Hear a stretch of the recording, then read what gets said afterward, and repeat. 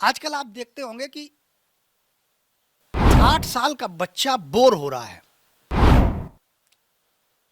जो 50 साल के लोग होंगे, 40 साल के लोग होंगे, 60 साल के लोग होंगे, बचपन में कभी आप बोर हुए हैं? आपने कभी बोर शब्द सुना है?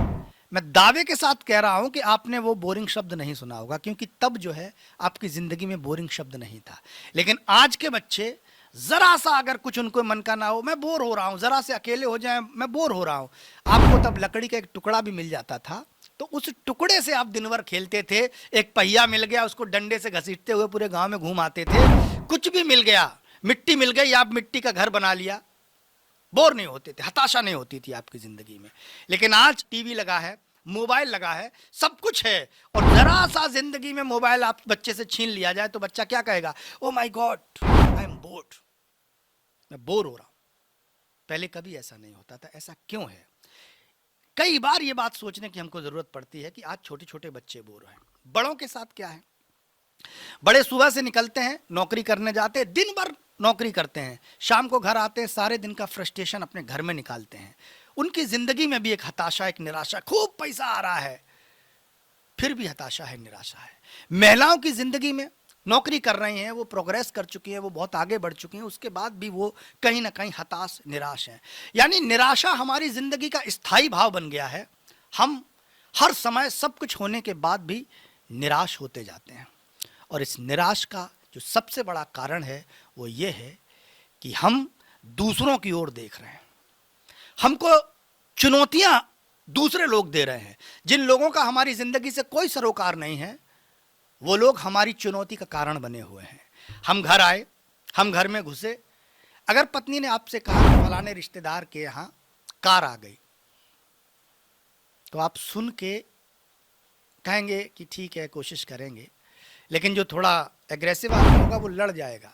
वो कहेगा मैं सुबह से मारा धाड़ा आया हूं और आपने एक कंपटीशन लगा दी है। हमारी जिंदगी में कहीं ना कहीं एक प्रतिस्पर्धा है, और प्रतिस्पर्धा ही वो पहला कारण है जिसके कारण हमारे पास सब कुछ होते हुए भी हम असंतुष्ट रहते हैं। भाई, बहुत सारे लोगों ने अंबानी की शादी देखी, लगातार महीने भर उत्सव चला।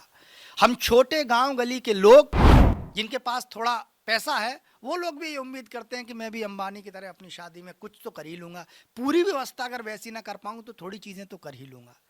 हमको क्या चाहिए हमको पता ही नहीं है, हमको दूसरे लोग संचालित कर रहे हैं, और यही कारण है कि हमारी जिंदगी में एक निराशा भरी हुई है।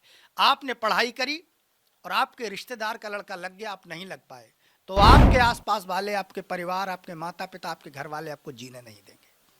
आपकी जिंदगी में एक अनचाही कंपटीशन भर दी है। आपके पास एक बड़ी गाड़ी है, लेकिन आपके सर्किल का कोई आदमी और उससे बड़ी गाड़ी ले आया, तो आपका सारा बना बनाया सुकून चला गया।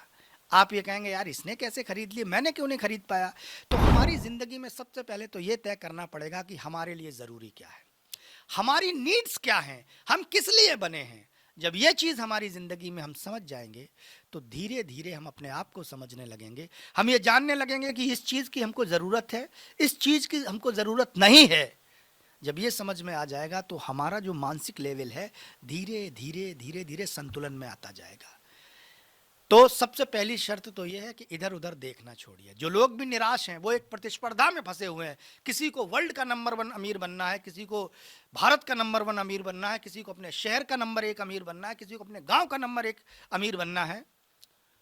जब तक प्रतिस्पर्धा रहेगी आपकी जिंदगी में शांति नहीं आएगी। मैं आपको उदाहरण दे रहा हूं। द्रोणाचार्य जो एक शिक्षक थे, गुरु थे, उनका काम था कि बच्चों को शिक्षा देना। लेकिन जब तक वो दुनिया के तमाम सारे बच्चों को, निर्धन बच्चों को शिक्षा देते थे, उनकी जिंदगी में बहुत कुछ अर्जित नहीं कर पाए। उनका बच्चा जब पैदा होता है भूखा था, तो उस बच्चे को आटा घोल के पिलाना पड़ा। लेकिन वही द्रोणाचार्य जब राजगुरु बन जाते हैं, राजकुमारों को प्रशिक्षण देने लगते हैं, तो उनकी जिंदगी में सब कुछ आ जाता है, लेकिन कभी भी उनकी जिंदगी में सुकून नहीं आया। क्यों नहीं आया? उनको वैभव मिला, राज मिला, लेकिन सुकून नहीं था।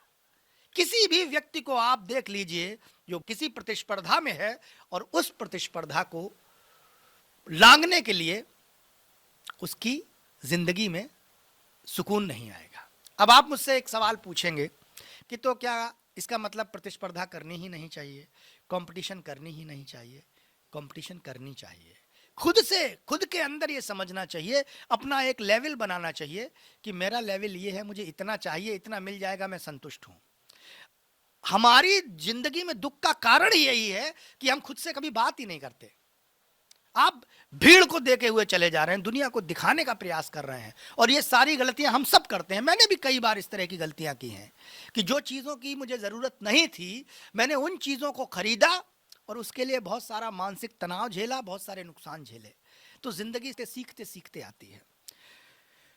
तो सबसे पहली शर्त तो ये है कि आपके इर्द गिर्द क्या हो रहा है, ये छोड़कर आपके लिए क्या अच्छा है, इस पर जिस दिन आप विचार करने लगेंगे, आपकी ज़िंदगी में आप देखेंगे तनाव कम होने लगे।